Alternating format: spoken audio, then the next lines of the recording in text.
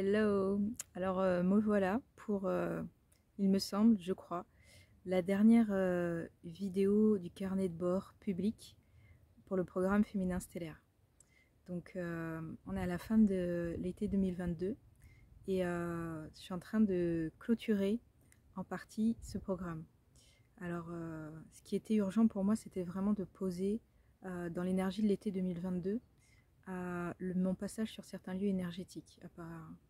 Apparemment, c'était très important que ça soit fait là et pas autrement pour pouvoir bénéficier de certaines énergies en particulier. Et il me reste encore quelques méditations, des uploadings à faire voilà, pour les personnes. J'en profite pour faire cette vidéo dehors aussi. Voilà, j'espère que les coups de vent n'empêcheront pas le son de passer. Et je peux dire que ça a été une aventure assez extraordinaire, challengeante, pleine de défis. Je dois dire que je suis fatiguée, très honnêtement, parce qu'il y a eu des changements, de dernière minute, parce que moi ça me travaille énormément pour pouvoir aller chercher ces énergies-là à chaque fois. Il y a du trajet, il y a un trajet là qui venait à la dernière minute qui s'est annulé. Du coup, j'ai perdu de l'argent aussi, parce que ce n'était pas remboursable.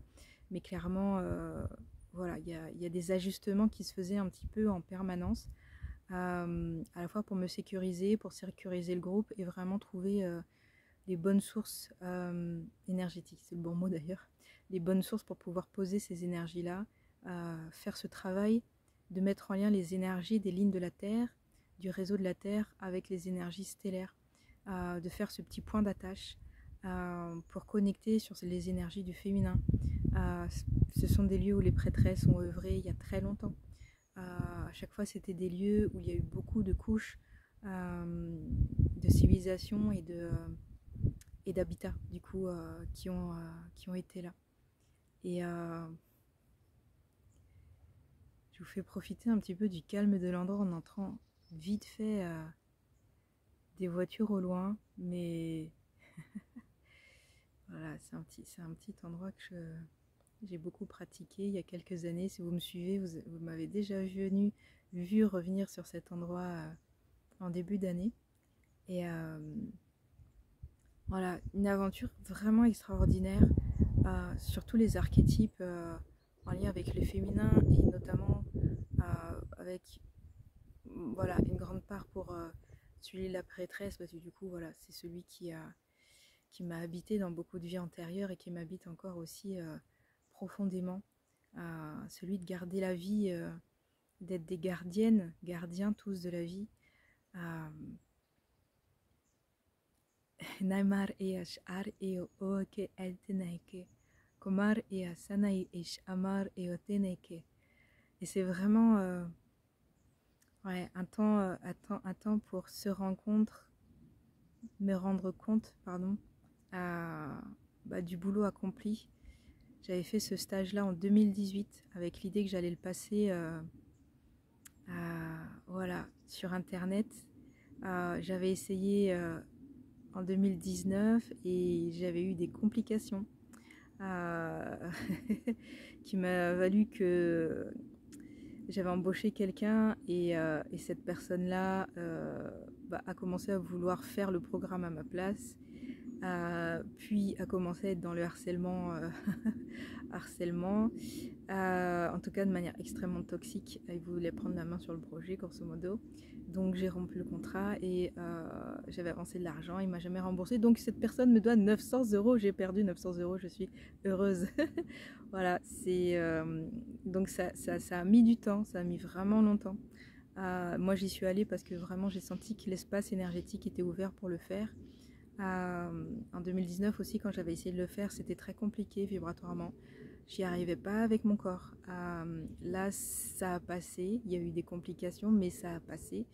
Le fait d'avoir des gardiens réels qui m'accompagnent à distance et des gardiens dans l'invisible aussi également. Certaines personnes de ma famille décédées aussi qui sont là et qui veillent ont clairement facilité le travail. et Tamar et Oneike. Ce n'est pas un programme forcément très rationnel, c'est un programme avec plein de codes pour élargir le champ de vision sur ce que c'est que l'énergie du féminin sacré.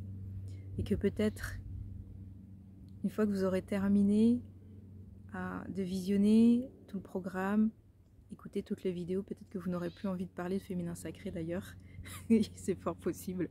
Moi, ça me détache de plus en plus de ça, de ces mots, de ces carcans. Je crois qu'il y a beaucoup de croyances qui ont volé en éclats pour moi cet été, à cause de ce programme-là qui a été posé, le rassemblement des prêtresses aussi, qui a été un moment très très fort.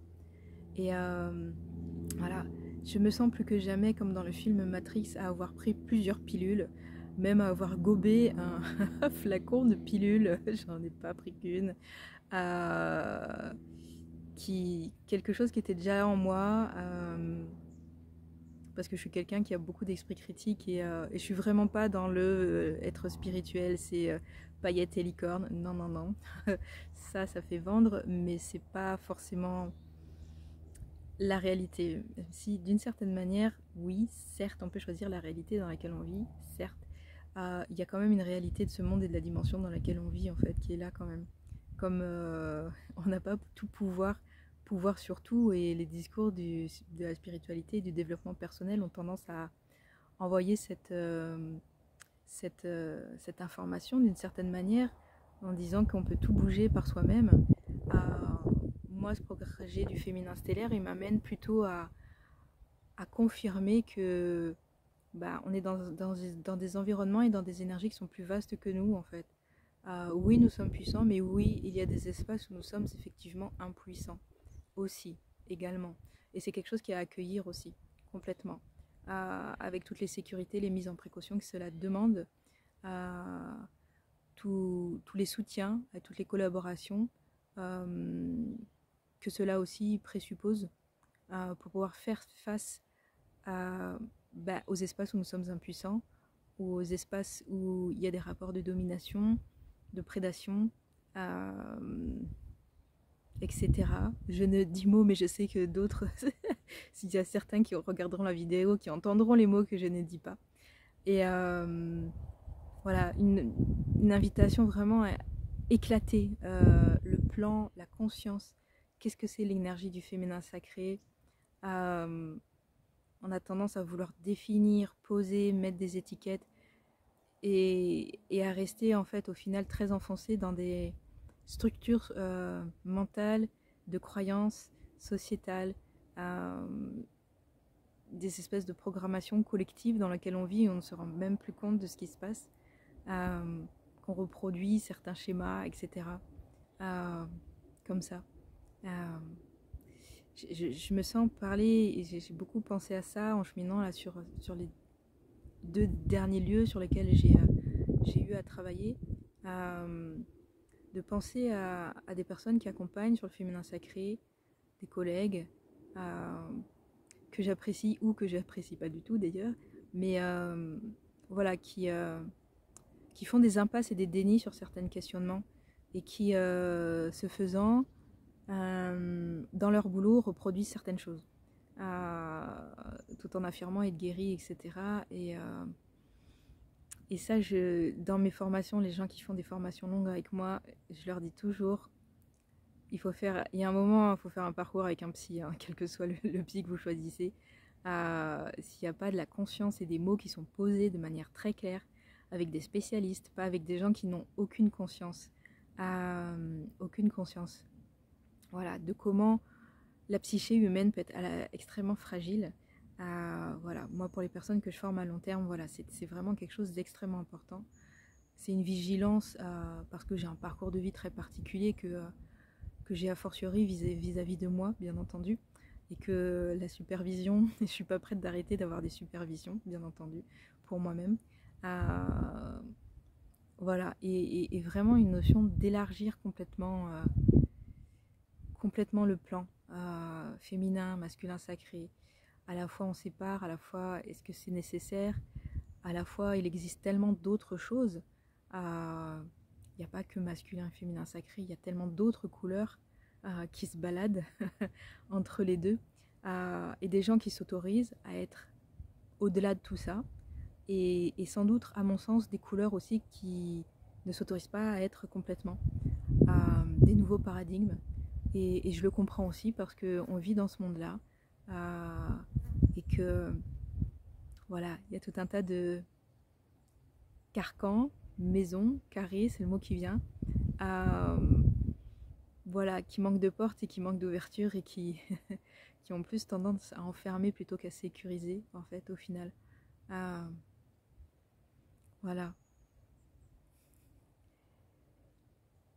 Un grand merci à vous qui m'avez regardé, soit sur le carnet de bord, soit qui m'avait suivi vraiment dans ce programme-là. Je ne pensais pas avoir autant de personnes sur le programme, même si je sais qu'il y en a beaucoup qui, qui avancent vraiment à leur rythme. Mais voilà, pour vous, je vous ferai un petit message spécial, du coup, sur l'espace dédié. Et voilà, je sais que tout ne va pas être compréhensible et je ne cherche pas à être théorique et je ne cherche pas à être rationnelle dans mon travail, vraiment. Encore une fois, j'ai déjà été prof, j'ai déjà été dans la connaissance et vraiment ce que je fais aujourd'hui, je le fais vraiment consciemment différemment. Voilà, ça a beaucoup de sens. Ça a beaucoup plus de sens pour moi de transmettre des choses qui ne sont pas toujours rationnelles que ce que j'ai fait quand j'étais prof dans le système, voilà, et qui avait beaucoup plus de rationalité, de compréhension dans ce que je faisais. Parce que nous sommes des êtres qui ne sont vraiment pas que rationnels, et vous parler de manière rationnelle, ça serait vraiment vous réduire à une partie de vous-même. Voilà, même si le plan communicatif et communication est toujours important, mais moi je viens vous chercher sur votre part sensible, sur votre part qui sait connecter au monde, qui sait capter le monde de manière différente, très clairement. Et il y a une réflexion qui était très importante qui est venue aujourd'hui, que j'ai envie de partager là du coup dans cette vidéo du carnet de bord. C'est que j'étais sur un site, comme la plupart des sites que j'ai visités, c'est un site multicouche, c'est-à-dire multi-historique. Et en particulier là, le site est connu parce que du coup, voilà, il y a très clairement 3 civilisations, on voit les 3 niveaux très très clairement, c'est très facile. Et du coup, donc on est en France, et du coup, il parlait des bardes et des druides de l'époque celtique. Et il était rappelé que les peuples celtes étaient des langues, étaient des peuples, pardon,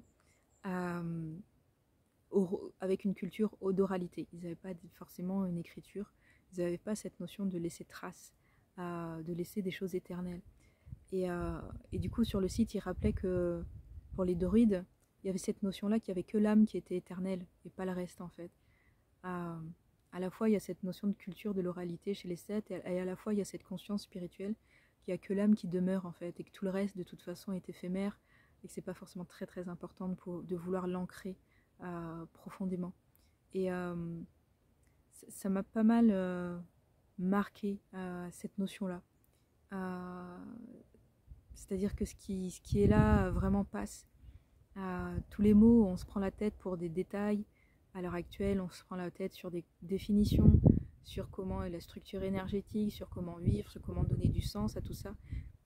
Et tout ça demeure vraiment extrêmement éphémère. Et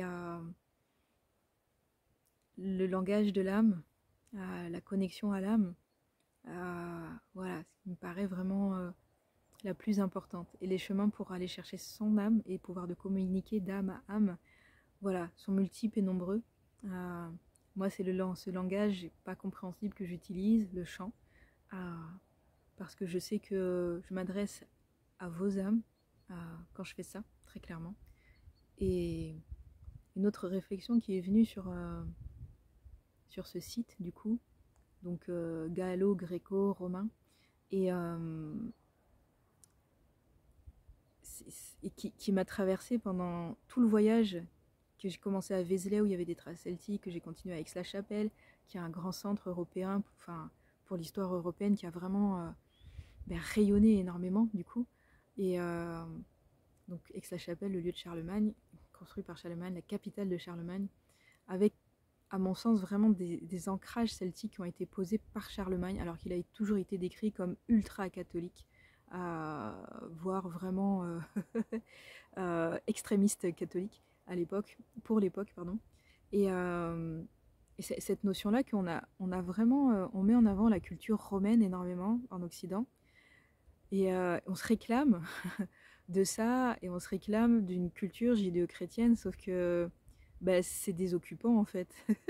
Et d'un point de vue logique, c'est pas logique en fait. C'est-à-dire que d'un point de vue historique, il se trouve que j'ai beaucoup étudié la romanisation, c'est-à-dire la manière dont les Romains ont réussi à se faire accepter et ont répandu à la fois leur culture, leur système politique et leur système religieux avec leur conquête en fait. Et c'est de la domination pure et dure avec différents types de mouvements. Et c'est fou de se dire que ben, on est un peuple qui, 2000 années après, un peu moins parfois, bon, grosso modo, on va dire 2000 années, 1900, 1800 années en avant dans le temps, on a complètement fait nôtre cette civilisation ben, qui n'était pas du terroir, entre guillemets, qui vient vraiment d'Italie, qui a été voilà, le plus grand empire stable et en longueur qui a pu durer. Et on a vraiment intégré leur code, intégré la démocratie qui vient de Grèce, qui n'est pas la démocratie du tout comme on l'entend, puisqu'elle était réservée aux hommes riches et blancs d'ailleurs. Et, euh, et du coup, ça va dans ce sens-là. Le féminin stellaire, il est là pour ouvrir le champ de conscience. Moi, ça m'a amené à percevoir ça, c'est-à-dire que quelque part, on vit sur un terrain, sur une terre qui est très acculturée. Et à la fois, c'est le sens de l'histoire, hein, les cultures, avec leur système de croyances, avec leurs systèmes familiaux, sociétaux, économiques, passent, disparaissent. C'est le cycle de la vie. Et en même temps, parfois, il y a des ancrages qui se font et qui perdurent. Et on va se réclamer de ci ou de ça. La culture qui n'aime pas trop les étrangers à l'heure actuelle, elle se réclame beaucoup de cet héritage-là, mais qui n'est pas local.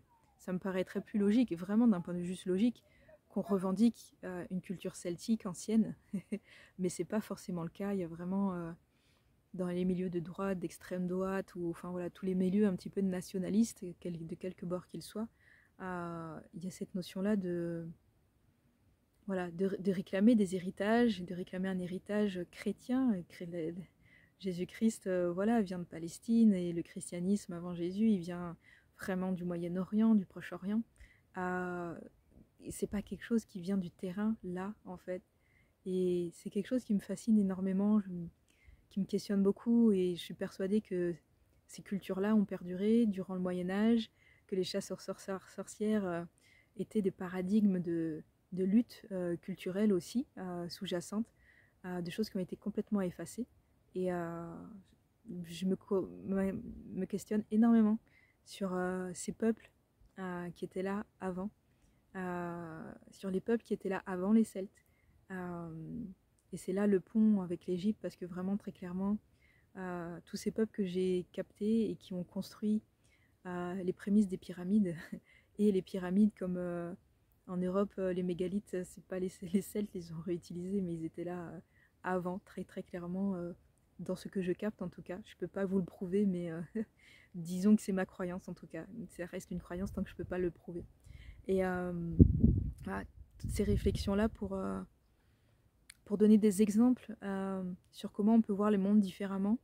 Il y a des choses qui continuent à bouger pour moi dans ma propre histoire personnelle, mais voilà, que je préfère garder pour moi. Voilà, pareil, en termes de changement de vision, en changement de paradigme, en essayant de voir de manière plus large, de faire des liens, voilà, d'observer le tableau de manière différente et de se positionner de manière différente. De la même manière que voilà, les énergies elles bougent, les encodages passent, l'ADN fait ce qu'il a à faire, toujours en autonomie et en liberté dans mon travail. C'est pas moi qui décide de ce que je vous envoie. Moi je propose et il y a toujours la notion de, il y a une intelligence en vous qui sait comment disposer en fait. Il y a vraiment une notion de liberté qui est là profondément posée. Voilà. Et amar ea shana eke etenei, amar eo ok ai es, anaik esher ea. Tomar eo kor ea sanai, eshumar eo tanai akor ea. Amar ea kor ea seneke. Tamar eo shor ea, kamai ko or ea, seneke. Mar eo cœur ea, tenesh ar eo komaike. Tomar ea, sanai e shor eo, tomaika ar ea, seneke. Voilà, je vous montre un petit peu quand même l'endroit. Il fallait vraiment que je finisse cette vidéo de carnet de bord à cet endroit-là. Je pouvais pas faire autrement. Et donc on est au Baux de Provence, sur la commune des Baux de Provence, là où il y a les carrières de lumière. Donc on est quelque part au-dessus des carrières et un petit peu à l'écart du village. En fait, le village il est derrière l'arbre, mais vous le verrez pas. Voilà, dans un endroit très très calme où les touristes ne passent pas. Voilà. Merci beaucoup d'avoir regardé cette vidéo. Merci. Voilà, le programme féminin stellaire, il est disponible à tout moment sur Podia si vous appelle. Je l'ai vraiment posé avec cette conscience-là, en sachant qu'il va durer dans le temps. Ça me dit exactement 7 années. Il va falloir que je laisse 7 années en ligne, le temps que voilà, les personnes pour qui c'est captent l'information, arrivent à l'information. Il y aura un autre cycle de 13 ans, mais avec des choses un petit peu modifiées. Voilà, moi j'ai toujours une créativité complètement débordante, jamais assez de temps de toute façon pour tout poser. Voilà, cette année, donc il y a des formations longues qui vont se poser, je vais continuer toujours à bouger parce que je ne peux pas m'en empêcher. Et notamment du côté des Balkans, la dernière date devait être du côté des Balkans. Je n'ai pas pu y aller et je sais qu'il va falloir absolument que j'y aille parce que je me suis déjà retenue d'aller aux pyramides de Bosnie en janvier quand j'étais là-bas. Et donc il va falloir que je retourne il va falloir que je retourne là-bas, mais c'est un coin que j'adore. Je vais essayer de creuser ma compréhension des langues du coin, du coup, qui sont très sympas aussi, et les gens sont super cool. Et voilà, donc je vais continuer à me balader. Donc ce programme il est disponible à tout moment. Merci d'avoir regardé si vous avez suivi l'ensemble du carnet de bord féminin stellaire aussi. Il y a de l'énergie, hein, vous avez remarqué que je code un petit peu de temps en temps. Voilà, et toujours cette invitation à travers tous ces voyages stellaires, féminins stellaires, une invitation à vous balader. Aussi, et voilà, il y a une autre chose qui vient là à l'instant, c'est que le féminin stellaire là, il emmène vraiment, il m'a emmené moi sur la conscience de c'est dans la Terre que ça se passe. C'est pas dans les étoiles. Alors oui, on avait de l'aide, oui, il y avait les Pléiades, oui, c'est génial. Oui, oui, je pourrais me définir comme une starseed si je le voulais. Mais là, vraiment, sur le féminin stellaire, ce qui est vraiment crucial, c'est de le connecter à la Terre et c'est d'aller vraiment dans ces endroits où il y a des escaliers qui descendent en terre. Il y en a plein il y en a plein en Égypte, sous les temples, sous les pyramides. Et c'est des trucs qui sont souvent cachés dans les églises, dans les cryptes. Tous ces bassins qui sont creusés dans la terre à l'heure actuelle encore. Ça fait référence à ce qu'on appelle les marches, donc les ghats en Inde. Ces bassins pareils à degrés qui ressemblent à des pyramides inversées qu'on retrouve du côté de l'ancienne civilisation de l'Indus. Voilà, je sens que je mets un terme à ce féminin stellaire 2022. Je sens qu'il y aura d'autres choses à venir. Voilà, moi j'ai très hâte de pouvoir vous inviter parce que là, pour l'instant j'avais les informations toujours à la dernière minute, donc c'était pas pratique du tout pour vous inviter, sauf quand je savais exactement qui habite à quel endroit et à qui je peux demander exactement. Merci à Jérémy qui m'a accompagnée avec la chapelle. Merci à Clémence, je n'en dis pas plus. Voilà, merci à Sophie et à Lilian, je n'en dis pas plus non plus. Voilà, merci à toutes les personnes qui m'ont envoyé des informations concrètes, matérielles, en me disant tu peux passer à la maison si tu passes dans le coin, et en me disant voilà, tu peux passer à la maison, il y a tel site à côté de chez moi. Donc voilà, j'ai eu des tas d'invitations un petit peu partout et je les ai notées, ne vous inquiétez pas. Après, voilà, l'été a déjà été très intense, il a passé très très vite. Je crois qu'on a tous cette impression que l'été est passé extrêmement vite. Toutes les personnes que j'ai croisées là me le disent. J'ai oublié de dire merci à Chloé et Anne Family. Voilà, et je n'en dis pas plus. Et ouais, merci, merci mille fois. Je remercie Lucie aussi, même si je crois qu'elle ne regarde pas mes vidéos, mais je le pose là quand même. Et voilà, il y a d'autres champs et espaces qui vont s'ouvrir. Je me sens un petit peu nostalgique. J'ai commencé à être nostalgique il y a à peu près une semaine de la fin de ce programme-là, parce que je sentais vraiment à la fois dans mon histoire personnelle un pas de fait très important, à la fois dans mon travail. Voilà, le fait que j'ai mis 4 ans à pouvoir le poser, c'est quand même pas mal parce que quand même, je suis quelqu'un de très impatient. Je suis pas quelqu'un de patient. Je suis pas quelqu'un qui aime rester derrière les fourneaux. Je suis pas une femme au foyer. Je suis pas quelqu'un qui sait rester en place. Donc 4 ans pour pour poser quelque chose dans la matière, c'est quelque chose de très très très long pour moi. Je pense que pour quelqu'un de moi, 4 ans pour attendre de faire un truc, ça équivaut à 10 ans pour d'autres personnes, voire plus hein, du coup, parce que je suis très... voilà, c'est mon côté au potentiel qui a besoin de toujours de poser quelque chose et qui part bien quand, quand voilà, ça ne va pas vite du coup. Et voilà, peut-être que je poserai, je suis en train de me dire peut-être qu'il y a d'autres informations qui viendront. Peut-être que c'est pas la dernière vidéo du carnet de bord. Parce que je sens que c'est pas, voilà, il y a peut-être d'autres informations qui vont se poser. En tout cas, je tenais à poser ça aujourd'hui parce que je viens de terminer les 8 vidéos sur les 8 lieux du programme du féminin stellaire. C'était important d'avoir une première clôture énergétique par rapport aux lieux. Voilà, j'ai encore un petit peu de travail donc sur les méditations, voilà, puis de mise en forme, etc. Donc voilà, peut-être qu'il y aura quand même une autre vidéo pour clôturer complètement. De la même manière que j'ai pas fini le carnet de bord du voyage en Égypte, mais l'intégration était tellement lente, complexe et vaste. Et voilà, c'est bien de prendre du temps de recul et d'intégration. Et en tout cas, un temps de recul avant de pouvoir dire les choses, pouvoir analyser les choses, etc. Voilà, je crois que je vais vous laisser. Ah, il y a encore des codes qui veulent descendre. Et tomar ea sai e.